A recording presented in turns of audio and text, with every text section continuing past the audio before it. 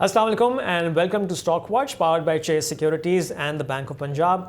मैं हूं शुजा कुरैशी और मैं हूं शहबाज अशरफ। ईरान जंग के बाद हम देख रहे हैं कि इंटरनेशनल मार्केट में ऑयल प्राइसेस मुस्तकिल बढ़ रही हैं और अब अगर यहाँ से स्टेट बैंक इंटरेस्ट रेट में इजाफा करता है तो इसका बैंकिंग सेक्टर पे और मार्केट पे क्या इम्पैक्ट होगा, इस पे आज हम तफसील से बात करेंगे। So stay tuned. पहले मार्केट का जायजा लें तो इस हफ्ते भी जंग के बाद हम देख रहे हैं कि तीसरा कंसेक्यूटिव मंडे था कि मार्केट में पहले ही दिन बहुत मंदी नजर आई और मंडे को इंडेक्स 3% नीचे बंद हुआ, यानी कि 150,000 से भी नीचे क्लोजिंग हुई। इसके बाद में देखा ट्यूसडे को थोड़ी रिकवरी हुई और इंडेक्स वापस 150 के ऊपर आ गया और वेंसडे को मार्केट में तकरीबन 4,000 पॉइंट्स की तेज़ी हुई और इंडेक्स 154,000 से ऊपर क्लोज हुआ। So in the end who took the week, let's find out in bulls और bears, presented by the bank of Punjab.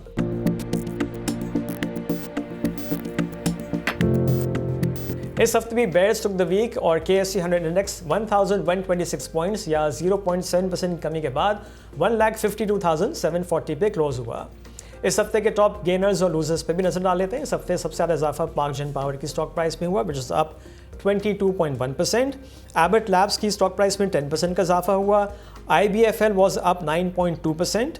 BNWM was up 9% और कोहार्ट सीमेंट की स्टॉक प्राइस में इस हफ्ते 5.7% का इजाफा हुआ। टॉप लूजर्स पर नजर डालें तो इस हफ्ते सबसे ज़्यादा कमी आदमजी इंश्योरेंस की स्टॉक प्राइस में हुई और ये 10.2% नीचे रहा। PABC was down 8.1%। Unity food 7.5% नीचे रहा। सर्विस इंडस्ट्रीज वॉज डाउन 6.7% और PSX की स्टॉक प्राइस में इस हफ्ते 6.6% की कमी हुई। सो वेंसडे की तेज़ी के बाद इंडेक्स क्यों अपने लेवल को सस्टेन नहीं कर सका? What were the big stories? Let's find out.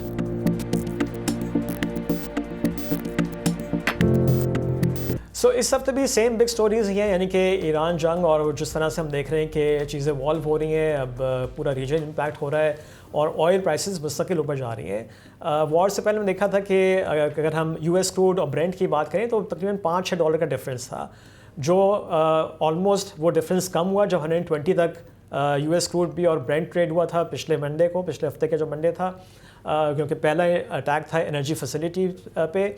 और इसके बाद हमने देखा है कि अब तकरीबन ऑलमोस्ट $20 का डिफरेंस हो गया है।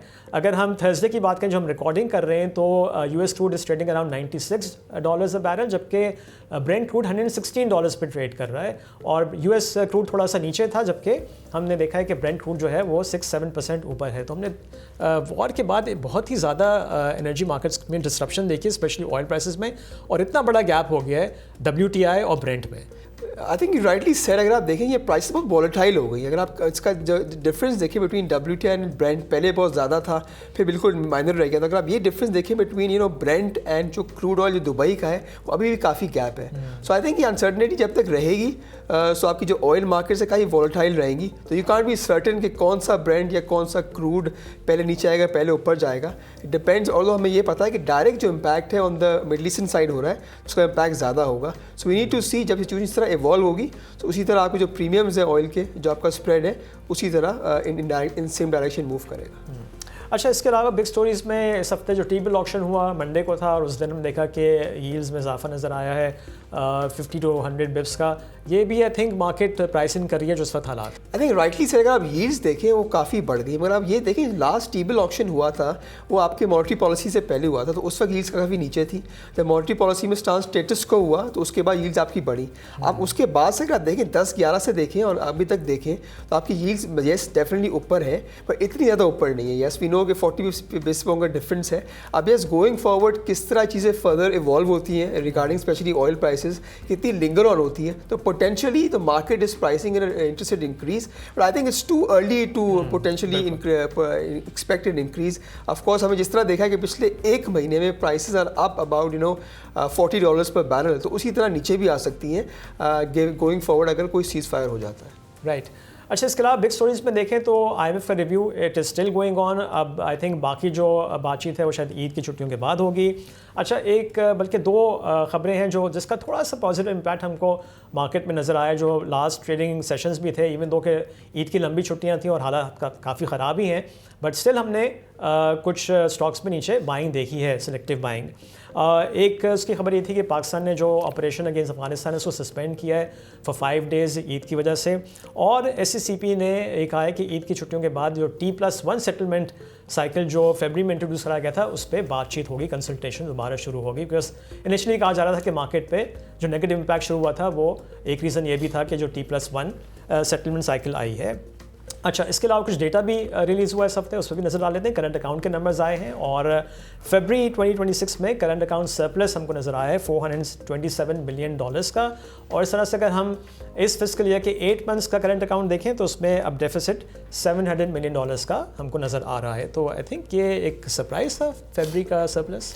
देखिए, I think yes we were expecting surplus, but इतना बड़ा नंबर एक्सपेक्ट नहीं कर रहे थे। अगर नंबर्स थोड़ा देखें, ट्रेड डेफिसिट भी नीचे है, सर्विस डेफिसिट भी नीचे है, और स्पेशली अगर प्राइमरी जो इनकम है वो भी ऑन द पॉजिटिव साइड, इसकी वजह से सपोर्ट मिला आप एक करंट अकाउंट को। और आप पूरे 8 महीने का नंबर देखें, काफ़ी इंकरेजिंग लग रहा है कि देखिए 700 मिलियन का डेफिसिट है, which means deficit of about $90 million on a monthly basis.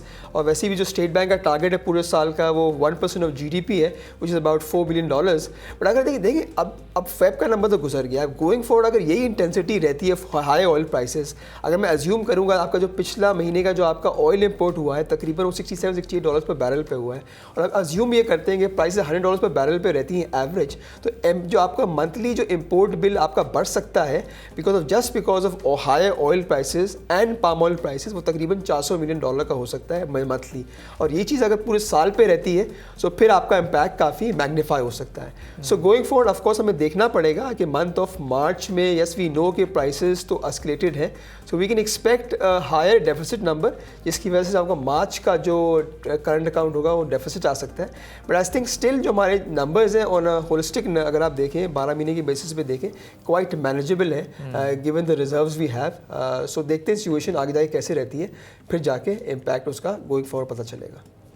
Right अच्छा, इसके अलावा IT एक्सपोर्ट्स के नंबर्स भी आए हैं और फरवरी 2026 में IT एक्सपोर्ट्स $365 मिलियन की रही, which is down 2% monthly basis पे, but up 20% year on year. और इस तरह से IT एक्सपोर्ट्स अगर हम इस फिस्कल के 8 मंथ्स का नंबर देखें तो $2.98 बिलियन तक पहुंच गया है, which is up 20% year on year. अच्छा, इसके अलावा इस हफ्ते लार्ज स्केल मैन्युफैक्चरिंग के नंबर्स भी रिलीज़ हुए और जनवरी 2026 में हमने देखा है कि LSM was up by 10.5% year on year और मंथ ऑन मंथ बेसिस पे 12.1% का इजाफा है। और इस तरह से अगर हम LSM के 7 मंथ्स के नंबर्स देखें इस फिस्कल ईयर के तो LSM इज़ अप बाय 5.75%। और अब हम चलते हैं अपने गेस्ट की तरफ। आज हमको ज्वाइन कर रहे हैं फवाद बसीर, जो हेड ऑफ रिसर्च हैं at K-Trade securities. Fawad, welcome to the show. जी, अस्सलाम वालेकुम, thank you for having me. वालेकुम अस्सलाम। अच्छा फवाद, अगर हम देखें इस पर जो सबसे बड़ा कंसर्न इन्वेस्टर्स का नज़र आता है स्टॉक मार्केट में वो ये है कि जो जंग की सिचुएशन है उसके बाद जो हम ऑयल प्राइसेस बढ़ता हुआ देख रहे हैं, तो खदशा इन्वेस्टर्स को ये है कि अगर ये ज़्यादा अरसे तक ऊपर रहती हैं ऑयल प्राइसेस तो फिर इवेंचुअली इसका असर इन्फ्लेशन पे पड़ेगा। अभी तक हमने देखा है कि एक इंक्रीज़ के बाद गवर्नमेंट बाकी इंक्रीज़ को एब्जॉर्ब कर रही है, बट एक ज़ाहिर है कि लिमिट होगी और IMF भी ये चीज़ें देख रहा होगा।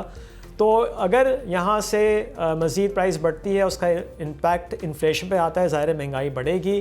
तो स्टेट बैंक जिसने अभी तो पॉलिसी रेट को होल्ड किया था वो अगर यहाँ से रेट बढ़ाना शुरू करेगा तो इसका ब्रॉडर मार्केट पे क्या इम्पैक्ट होगा और बैंकिंग सेक्टर पे हम आगे बात करते हैं। पहले तो ये बताइए कि आप क्या समझते हैं कि सिचुएशन किस तरफ जा रही है और अगर पहला इंक्रीज़ हमको कोई नज़र आएगा भी वो कितना बड़ा हो सकता है। बिकॉज हमने देखा कि इस हफ्ते टी बिल ऑक्शन हुआ है, वहाँ पे हमने यील्ड्स को बढ़ते हुए देखा है ऑलमोस्ट 50 to 100 बिप्स।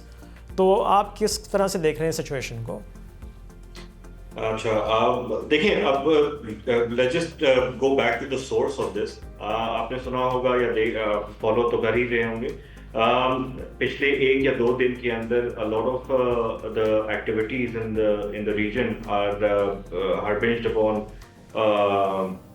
ये आपकी जो एनर्जी इंफ्रास्ट्रक्चर है। जाहिर सी बात है, इससे तो यही समझ आता है कि गोइंग फॉरवर्ड ये एनर्जी प्राइसेस जो हैं लगता नहीं है कि इन द नियर टर्म अब नीचे आने वाली है। पहले जो लोग समझ रहे थे तकरीबन 7 से 10 दिन का टाइम होराइजन होगा या तकरीबन 2 हफ्ते या 3 हफ्ते का टाइम होराइजन होगा, उसके बाद ये इनिशियल अटैक्स के बाद ये ख़त्म हो जाएगी कहानी, वो उस तरह से सूरत हाल प्ले आउट नहीं कर रही है। एंड अब हम भी as a country, as managers, as money managers as well, हम लोग यही सोच रहे थे कि ये शॉर्ट लिव्ड होगा और हम लोग इससे निकल जाएंगे बहुत जल्द, लेकिन इस तरह हुआ नहीं है। ऑयल प्राइसेस बहुत ही जल्दी से एलिवेट हुई हैं एंड मुझे लगता नहीं है कि अभी $100 से नीचे आने वाली है in the near term oil price. That said, अगली मॉनेटरी पॉलिसी जो है वो तो आई थिंक अप्रैल के अंदर किसी टाइम पे है। 9 मार्च को तो अभी वो जो गुजरी है वो 26 अप्रैल को है फिलहाल। 26 अप्रैल, तो वो तो बहुत लंबा टाइम है। हमने जैसे देखा था कोविड के अंदर इमरजेंट मीटिंग्स अनाउंस हुई थी और उसके अंदर स्टेट बैंक ने एक एक्ट मेजर लिया था। इसी तरह मैं समझता हूँ कि after Eid there will be 2 things that are going to happen. One is the increase, जो ऑयल प्राइसेस का इंक्रीज है वो पास ऑन किया जाएगा, और दूसरी चीज ये होगी कि मे बी 1 हफ्ते नहीं 2 हफ्ते बाद एक इमरजेंट मीटिंग कॉल हो और उसके अंदर रेट्स भी इंक्रीज कर दिया। आपने सेकेंडरी मार्केट यील्ड्स का जिक्र किया है, वो भी 50-80 बेसिस पॉइंट जैसे आपने बताया था।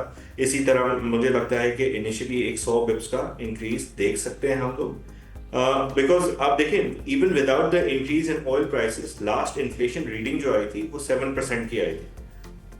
सो अब उसके अंदर ज़्यादातर फूड इन्फ्लेशन जो होता है, जो रमज़ान इफेक्ट होता है, वो आया है उसके अंदर, लेकिन अब वो तो साथ साथ होगा ही होगा।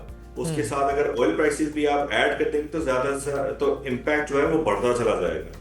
और मुझे लगता है कि इन्फ्लेशन इस सूरत हाल के अंदर अगले 2 से 3 हफ्तों के अंदर आप 10-12% की रेंज भी देख सकते हैं, मंथली इन्फ्लेशन का नंबर जो आता है। और वो देखें, अब स्टेट बैंक के 2 तरीके हैं, सही है। एक तो हमने अपना जो ऑयल बिल है over the past few years वो थोड़ा कम कर दिया है, लेकिन बिकॉज हमारे रिन्यूएबल्स का थोड़ा ज़्यादा मिक्स में ज़्यादा आ गए रिन्यूएबल्स, जिसके अंदर सोलर भी इंक्लूडेड है, तो इम्पोर्ट बिल के अंदर हाँ अभी भी 30 से 40% का जो पोर्शन है वो ऑयल का होता है, लेकिन जो इंटरवल्स थे वो थोड़े कम हो गए थे हमारे ऑर्डर लेवल के। But at the same time अब जो इन्होंने जिस तरह प्राइस इंक्रीज की है, और जाहिर से बात है इसके अंदर थोड़ा सा पीटीएल का भी एलिमेंट है, थोड़ी सी चीजें इन्होंने ऊपर नीचे भी की थी। आगे जाके ये क्या करते हैं उसके अंदर पीटीएल के अंदर भी क्या मूवमेंट होती है ये भी हमें देखना होगा, लेकिन इन्होंने पास ऑन करना जरूरी होगा। और उसका रिपरकशन जो होता है over the next 6 to 8 weeks, वो आपके अक्रॉस द बोर्ड जितनी भी चीजें हैं उनके अंदर प्राइस इंक्रीज आती है। और अगेन ये हमने पहले भी देखा था, अगर इस तरह की इन्फ्लेशन हम लोग देखते हैं, और लास्ट टाइम जब ये हुआ था और हम लोग का 22% इंटरेस्ट रेट चला गया था, उस टाइम पे परचेजिंग पावर जो होती है लोगों की कंप्लीटली डिस्ट्रॉय हो जाती है, और हमें तकरीबन 2 से 2.5 साल लगे हैं इसको रिकवर करने में, जब हमारा इंटरेस्ट रेट वापस नीचे आने लगा है। अब हम लोग वो उस लेवल पे आ रहे थे जब इंटरेस्ट रेट 22% वाला जो साइकिल थी उसके अंदर जो परचेसिंग पावर थी लोगों की, आफ्टर 2-3 इयर्स हम लोग उस लेवल पे अप्रोचिंग कर रहे थे कि हम लोग उस लेवल पे वापस अप्रोच कर रहे हैं, लोगों के पास वापस खरीदने की ताकत आ रही है। और अब ये वापस एग्जैक्टली एक शॉक आया है सिस्टम को, जिसका कंट्रोल नहीं है हमारे पास, लेकिन फिर भी हमें भुगतना तो पड़ रहा है इसको। ठीक है। और मुझे बस ये लगता है कि ये कितनी देर तक प्रोलॉन्ग होता है, that's the key question, otherwise फिर हम लोग एक डाउनवर्ड स्पाइरल में चले जाएंगे। अच्छा, इसमें ज़ाहिर है कि हमने एक ये एक्सट्रीम व्यू लिया है, अगर हम एक और व्यू ले लें उस पर बात कर लें कि लेट्स होप एंड प्रे कि जी जंग जल्दी ख़त्म हो जाती है, ये ईद की छुट्टियां हैं अभी 4 दिन की, तो बिकॉज सिचुएशन इवॉल्व बहुत तेज़ी से कर रही है, प्रेशर हर पार्टी पे है जो इन्वॉल्व है, जो हमको नज़र आ रहा है इस वक्त। तो अगर ये हो जाता है तो फिर वैसे तो आपने कहा कि आप बहुत जल्द नहीं देख रहे, लेकिन एक नी जर्क रिएक्शन आ सकता है, और जहां हमने तेज़ी से बढ़ती हुई देखी हैं कीमतें, वहाँ पे नीचे भी आ सकती हैं। अच्छा, सेकेंडली अगर हम ये एक सिनारियो ले लें, एक मैं और पॉइंट ऐड कर दूँ इसमें, स्टेट बैंक की जो अगर हम मॉनेटरी पॉलिसी स्टेटमेंट्स देखें, ठीक है CPI का नंबर हम देख रहे हैं कि वो जैसे आपने भी कहा एक्सपेक्टेड है कि थोड़ा और ऊपर आएगा, डबल डिजिट में जा सकता है। बट ये जो शॉक है ये ऑयल शॉक है। अगर हम कोर इन्फ्लेशन को देख लें, नॉन फूड नॉन एनर्जी को देख के, क्योंकि उसको भी स्टेट बैंक बहुत ज़्यादा कंसिडर करता है before it takes a policy decision. तो वो अभी भी वो कोई नंबर हमारे सामने होगा अगर ये डबल डिजिट की जो आप बात करें वो जा रहा है, वो क्या उसको भी हम देखेंगे वो डबल डिजिट में जाएगा? देखिए नॉन फूड और उस सूरत हाल में तो उस पर इतना ज़्यादा इम्पैक्ट नहीं आएगा but initially, but going forward अगर तो ये सिचुएशन परसिस्ट करती है तो फिर वो भी डबल डिजिट में आ जाएगी इवेंचुअली।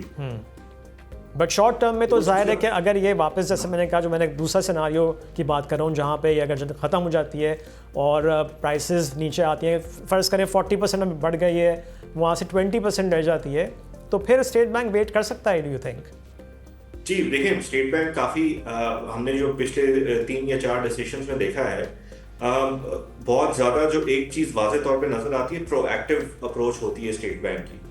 और अगर तो देखें जो लास्ट जो मीटिंग हुई थी उसके अंदर अगर प्रोएक्टिवनेस के अंदर ही उन्होंने सोचा कि यार ये बस 2 या 3 हफ्ते के अंदर कहानी खत्म हो जाएगी और उसकी बेसिस के ऊपर उन्होंने रेट्स इंक्रीज नहीं किए, तो that's one view that they took, they had a view and they stuck by it. अगर अब उनको लगता है कि नहीं यार ये 2 से 3 हफ्ते और प्रोलॉन्ग हो सकता है, हमें कुछ करने की जरूरत है, तो ये लोग कर लेंगे और इनको कोई मसला नहीं होगा इमरजेंट मीटिंग भी बुलाने के लिए। तो मेरे ख्याल से state bank is doing a phenomenal job और मेरे ख्याल से बहुत वेरी है वो कि क्या करना चाहिए क्या नहीं करना चाहिए at this point in time.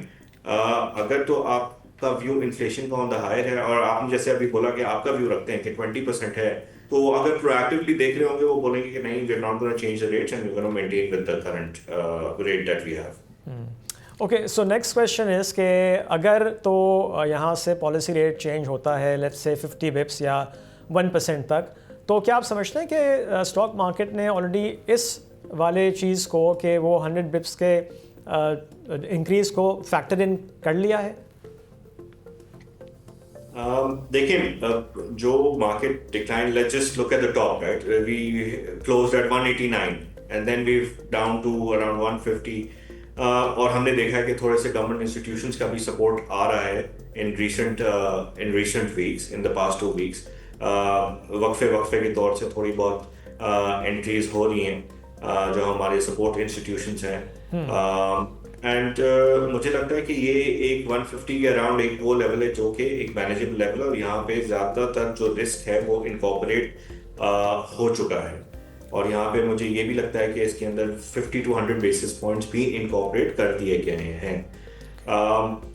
और सेंटिमेंट अगर वीक होता है और इंटरेस्ट रेट इंक्रीज कर देते हैं तो एक फ्रेश पर्सपेक्टिव होगा और वहाँ पे फिर फॉरवर्ड रीडिंग देखनी पड़ेगी स्टेट बैंक की कि उनका गोइंग फॉरवर्ड पे क्या व्यू बनता है। अगर तो उन्होंने 100 बेसिस पॉइंट्स इंक्रीज कर दिया तो ऑब्वियसली वो समझ रहे होंगे कि चीज़ें थोड़ी हाथ से निकल रही ही हैं, तो उसको काउंटर करने के लिए आप जाहिर सी बात है एक ये इंटरेस्ट रेट का फैक्टर है, लेकिन जाहिर सी बात है देन फिर सारे जितनी भी लोग investors they start thinking about profitability and earnings growth as well, right, फिर वो एलिमेंट भी सामने आ जाता है आपके, तो उन दोनों को इनकॉर्पोरेट करेंगे तो हो सकता है एक थोड़ा सा नेगेटिव नीजर रिएक्शन होगा आपके पास।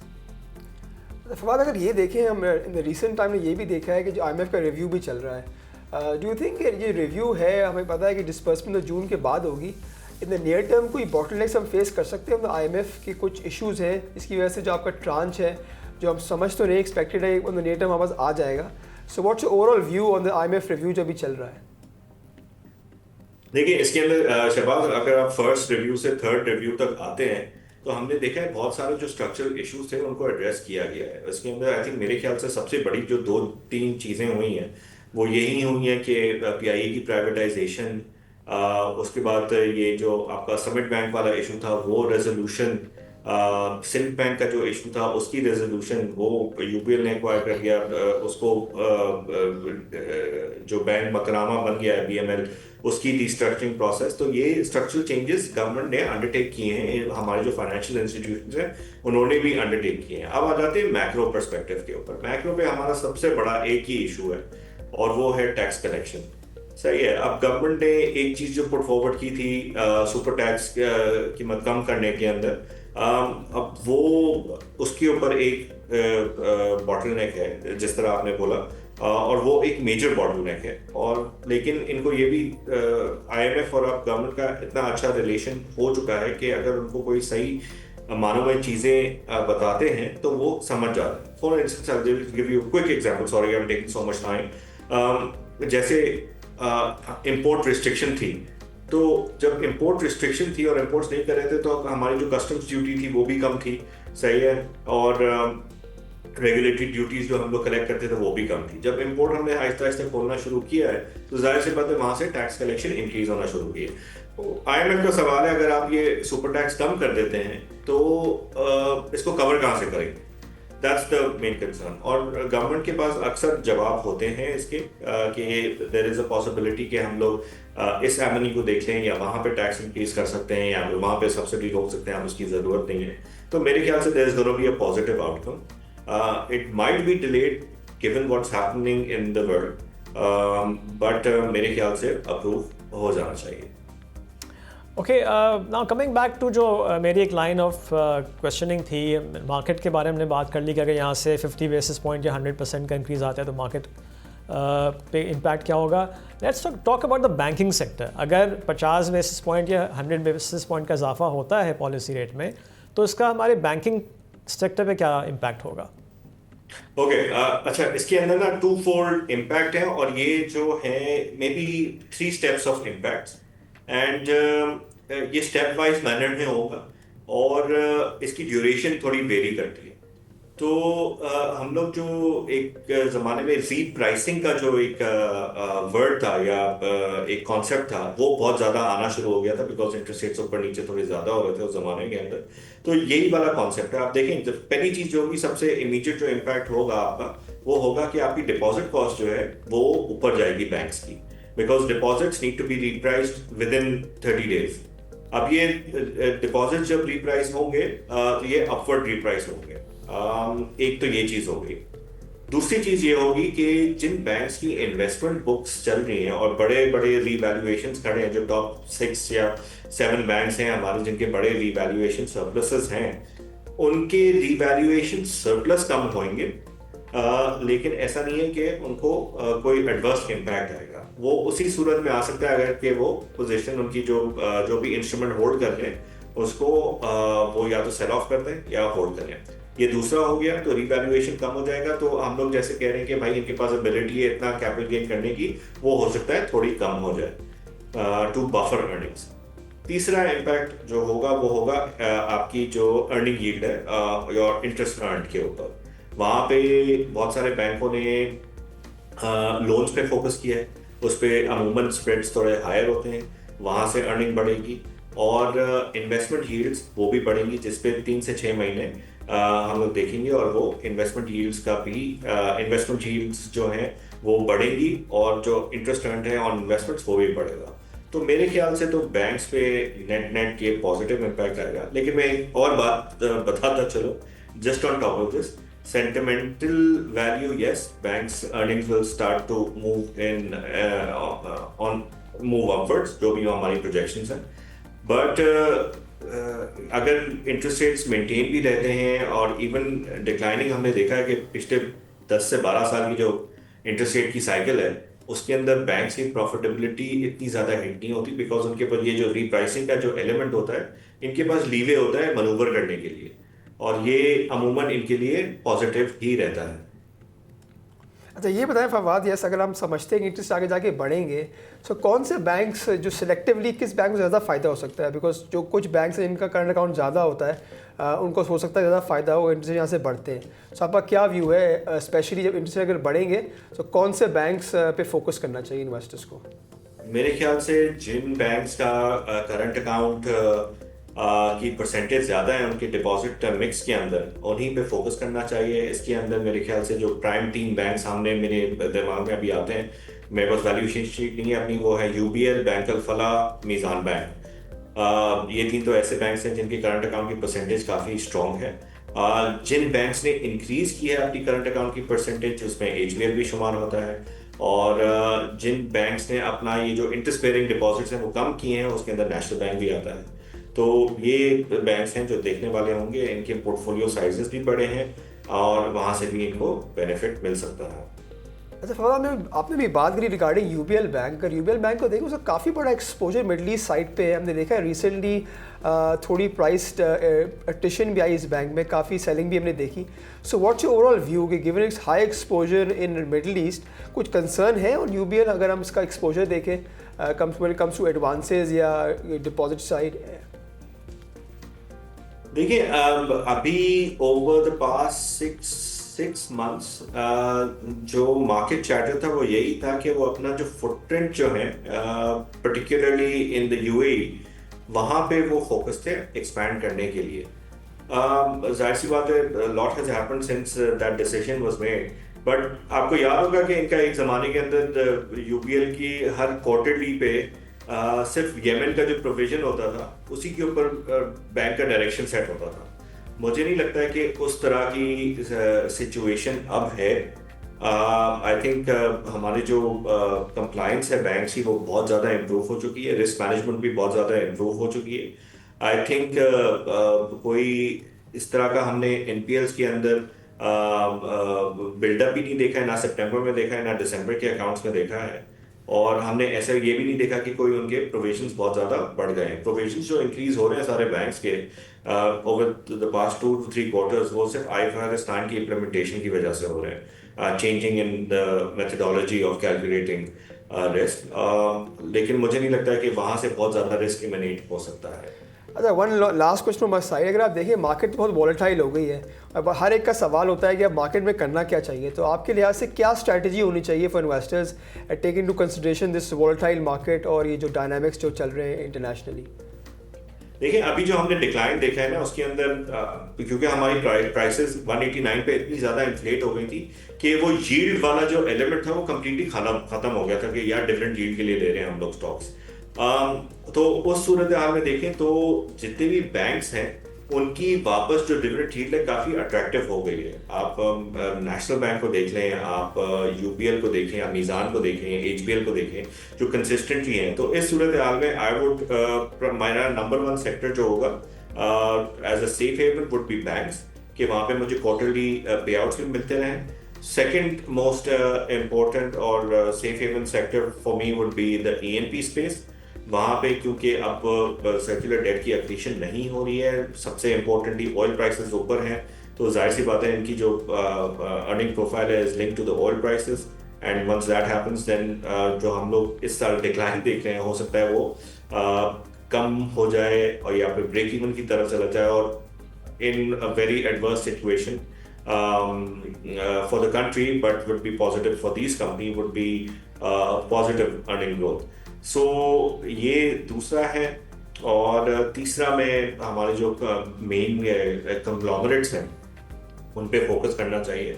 डाइवर्सिफाइड बिजनेस स्ट्रीम्स जिन कंपनीज की होती हैं, जाहिर सी बात है वो आपको एक थोड़ा प्रोटेक्शन भी देती हैं, और अगर वहाँ से कहीं डिविडेंड आ जाए तो that's a bonus in itself. So I would look at Lucky, I would look at Hubco, Engro, ये की कंपनीज होंगी जिन ग्रुप्स को देखना चाहिए। अगर आपको ये वीडियो पसंद आ रही है तो अभी सब्सक्राइब करें। और अब हम नजर डालते हैं अगले हफ्ते के इम्पॉर्टेंट इवेंट्स पे। ना एज़ यू नो कि मंडे को भी छुट्टी है ईद की, और 23 मार्च की पाकिस्तान डे हॉलीडे है। ट्यूसडे को IGIL के फुल ईयर के रिजल्ट्स जारी किए जाएंगे। इसके अलावा थर्सडे को ग्लैक्सो की बोर्ड मीटिंग है फॉर फुल ईयर रिजल्ट्स, और उस दिन PIB ऑक्शन भी है, और फॉरेक्स डेटा भी आएगा, और फ्राइडे को एज यूजुअल वीकली इन्फ्लेशन के नंबर्स आएंगे। अच्छा, इसके अलावा अगले हफ्ते भी कुछ कंपनीज जो हैं वो एक्स डिविडेंड ट्रेड होना शुरू हो जाएंगी। उसमें अगर हम देखें तो जुबली जनरल इंश्योरेंस 6 रुपये का डिविडेंड है, ये 24 मार्च को एक्स हो जाएगा। इसके अलावा यूनाइटेड इंश्योरेंस कंपनी 20% बोनस है, और ये भी 24 मार्च को एक्स हो जाएगा। और अब वक्त हुआ है चेस सिक्योरिटीज़ कैंडल टॉक का।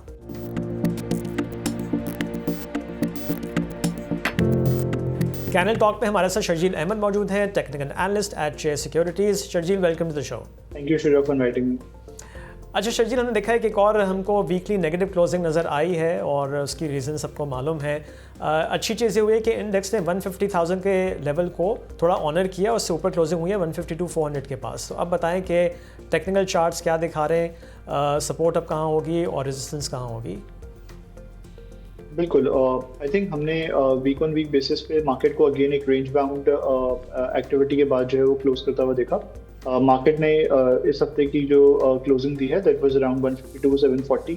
हम मार्केट में ये देख रहे थे कि मार्केट ने ever since it made a high of 190,000 तो ये अपनी एक करेक्टिव वेव में एंटर हुई थी, जिसके बाद इस करेक्टिव वेव की जो ए वेव थी, इनिशियल करेक्टिव वेव थी, उसमें यूजुअली क्या होता है कि मार्केट जो है वो 5 वेव पैटर्न में जो है वो नीचे आती है, जिसमें हमने ये देखा था कि मार्केट ने अपना प्रॉपर जो है वो 5 wave structure as per the current data अगर हम देखें तो 5 वेव स्ट्रक्चर जो है वो कंप्लीट किया, जिसका बॉटम लगा था 144,000 के लेवल्स के करीब अराउंड।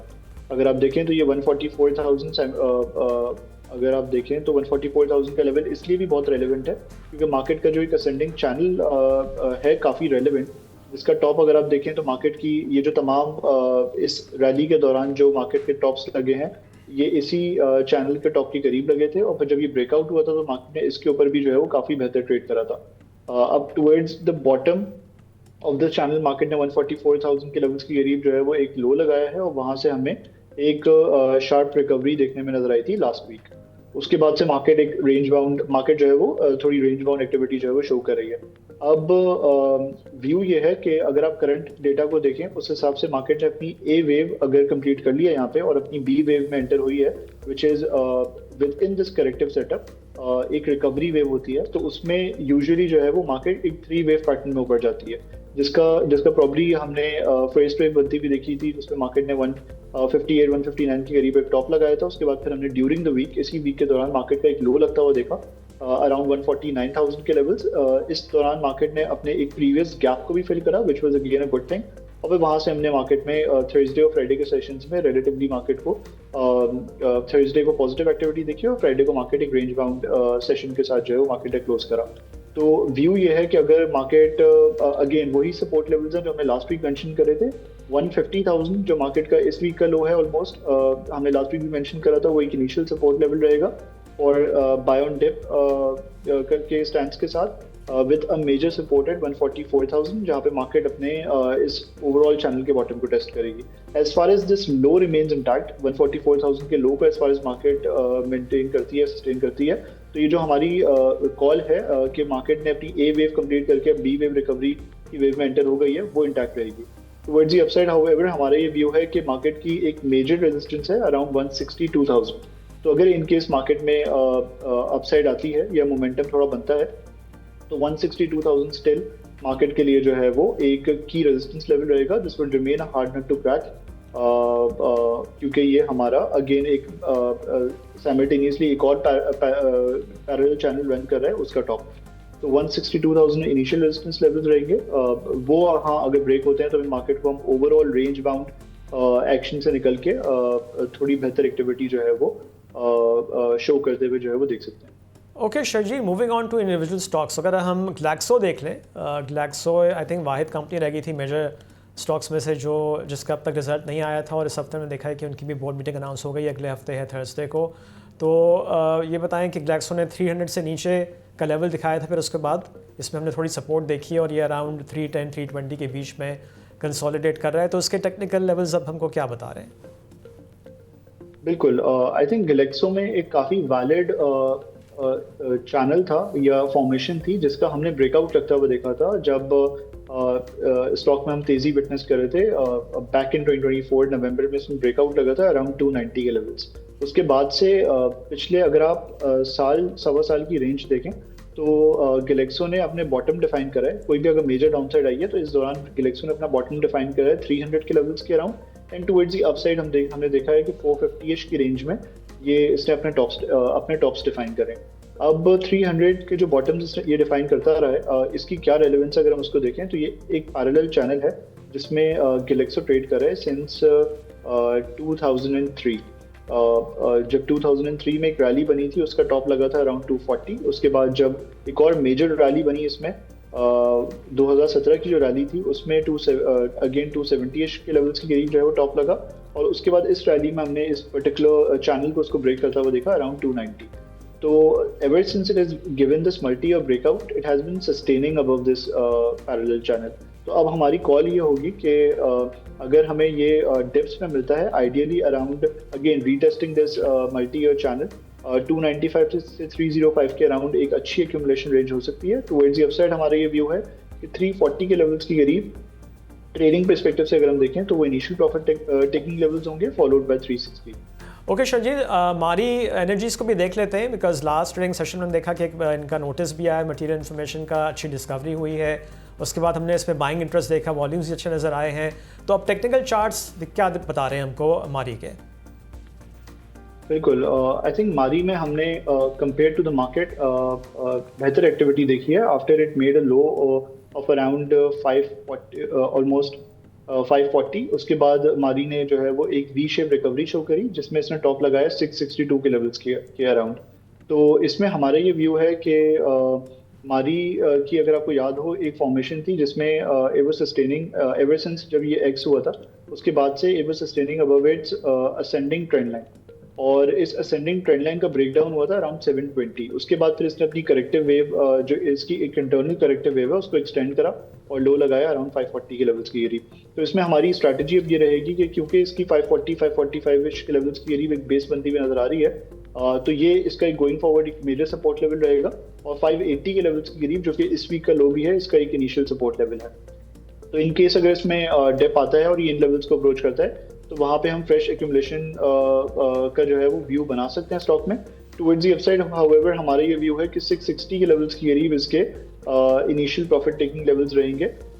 660 के लेवल्स को अगर ये टेस्ट करता है तो वहाँ पे इनिशियली हम ट्रेडिंग पर्सपेक्टिव से प्रॉफिट टेकिंग कर सकते हैं। और लास्ट स्टॉक का PIBTL देख लेते हैं। हमने देखा है कि जहाँ मार्केट इतनी नीचे आई है तो काफ़ी ऐसे स्टॉक्स हैं जैसे फौजी foods, PIBTL and a few more काफ़ी नीचे आ गए हैं जो हमने रीसेंट हाइज देखे थे।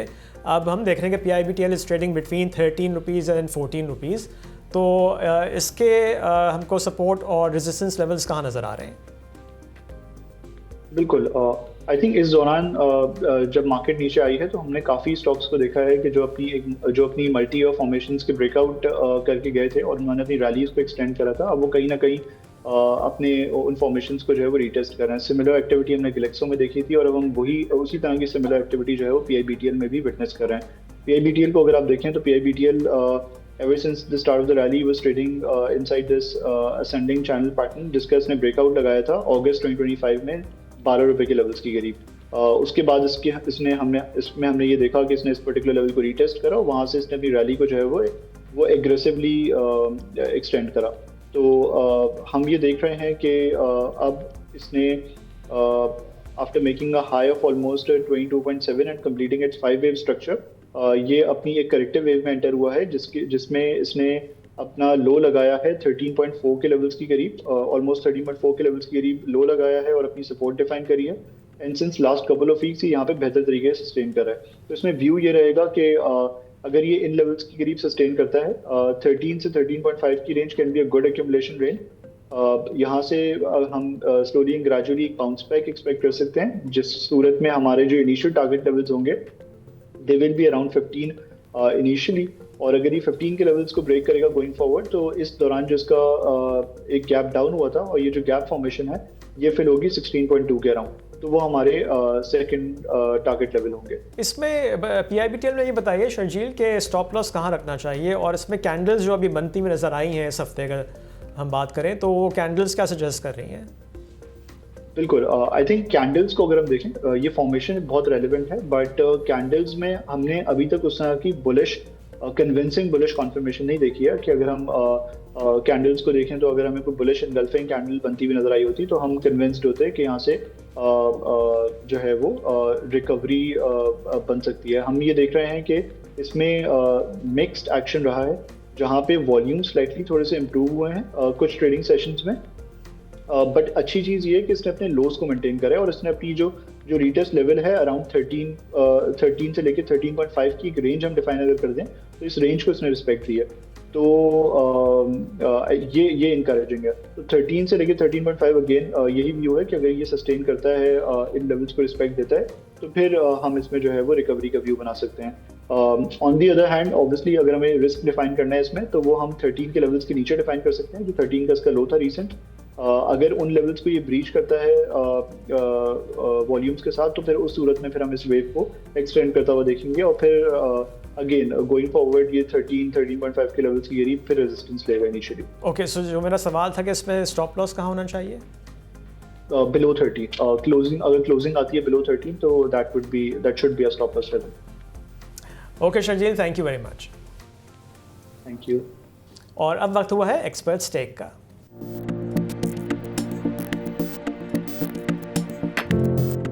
सो शहबाज, नाउ हम देख रहे हैं कि मार्केट मुस्तकिल नीचे आ रही है और अच्छी चीज़ ये हुई है इस हफ्ते कि 150 पे हमको अच्छी सपोर्ट नज़र आई है और क्लोजिंग उससे ऊपर हुई है। नेक्स्ट वीक आपको मार्केट कैसी लग रही है? आई थिंक इट्स वेरी ट्रिकी। अगर आप देखें जब तक यूएस ईरान की सिचुएशन सॉल्व नहीं होती है तो I think market type volatile रह सकती है। हमने ये देखा थर्सडे को जब मार्केट क्लोजिंग थोड़ी बेहतर हमने देखी, काफ़ी स्टॉक्स रिकवर हुए, सो लग रहा है कि काफ़ी चीज़ें प्राइस इन हो गई हैं। But yes, I will again से जब तक सिचुएशन सॉल्व नहीं होती है तो मार्केट वोलेटाइल रहेगी। बट आप वैल्यूएशंस देखें, जो अट्रैक्टिव वैल्यूएशंस हैं उस पर अगर आप पैनिक ना करें और आप अपनी रिसर्च करें और फिर उस लेवल्स पे आप बाइंग करें। अगर राइट, आई थिंक बिल्कुल सही कह रहे हैं आप। मार्केट की डायरेक्शन डिपेंड करती है इस सिचुएशन पे जो सबको नज़र आ रही है, जो जंग की सूरत हाल है। और एक अलार्मिंग चीज़ मेरे लिए है कि शुरू में तो सिर्फ ऑयल प्राइसेस इसलिए बढ़ रही थी कि स्ट्रेट ऑफ हॉर्मज़ जो है वो बंद हो गया था और वहाँ से ट्रैफिक बिल्कुल रुक गया था। लेकिन अब हम देख रहे हैं कि एनर्जी इंफ्रास्ट्रक्चर पे अटैक्स होना शुरू हो गए। तो ये एक डेंजरस सिचुएशन है। अगर यहाँ से चीज़ें एलिवेट होती हैं तो ज़ाहिर मार्केट पे इसका नेगेटिव इम्पैक्ट होगा। तो हमको अब इन छुट्टियों में देखना पड़ेगा कि हालात किस तरफ जाते हैं। अगर बेहतरी की तरफ जाते हैं, जैसे शहबाज ने कहा कोई सीज़ फायर होता है तो मार्केट में हमको बेहतरी नज़र आएगी। आई थिंक स्ट्रैटेजी यही होनी चाहिए कि अपने कैश को बहुत वाइजली मार्केट में इन्वेस्ट करें, वेट फॉर द न्यूज़। और हमने लेकिन ये भी देखा है, जैसे मैंने अभी ये कहा भी कि हमको एक सपोर्ट नज़र आ रही है काफ़ी स्टॉक्स में। एक चीज़ ये हुई है कि बदला बहुत कम हो गया है, लेवरेज पोजीशंस बहुत कम हो गई। जहाँ 120 बिलियन पे ये पोजीशन चली गई थी जब 189 पे हमको इंडेक्स नज़र आ रहा था, अब ये 53-54 बिलियन पर आ गई है, तो लेस दैन हाफ हो गया है। तो मार्केट में बहुत ज़्यादा लेवरेज नहीं है, तो बहुत ज़्यादा पैनिक नज़र नहीं आ रही। नीचे कुछ सपोर्ट हमको नज़र आनी शुरू हो गई है। बट अगेन मार्केट की सस्टेनेबिलिटी ऑफ ये जो हमने ब्लिप्स देखे इस हफ्ते भी 4000 पॉइंट जो तेज़ी थी वो नेक्स्ट डे ही हमको नज़र आया कि सस्टेन नहीं कर सकी। तो अगर आप कोई स्टॉक्स नीचे लेते भी हैं और अगर आपको उसमें छोटा मोटा प्रॉफिट हो रहा है तो अगर जंग ख़त्म नहीं हो रही है तो आप उस पर जो है गेन बुक भी कर सकते हैं, ताकि आप कैश आप दोबारा से अपने पास रख लें। तो जैसे मैंने पहले भी कहा था, पिछले हफ्ते भी कहा था कि आपको you have to be very smart with your cash now, और बहुत इसको स्मार्टली डिप्लॉय करना होगा मार्केट में। तो यही स्ट्रैटेजी आप अपना के रखें फ़िलहाल। और आखिर में मेरी तरफ से, शहबाज की तरफ से और नुक्ता की तरफ से आप सबको ईद मुबारक। टेक केयर, अल्लाह हाफिज़।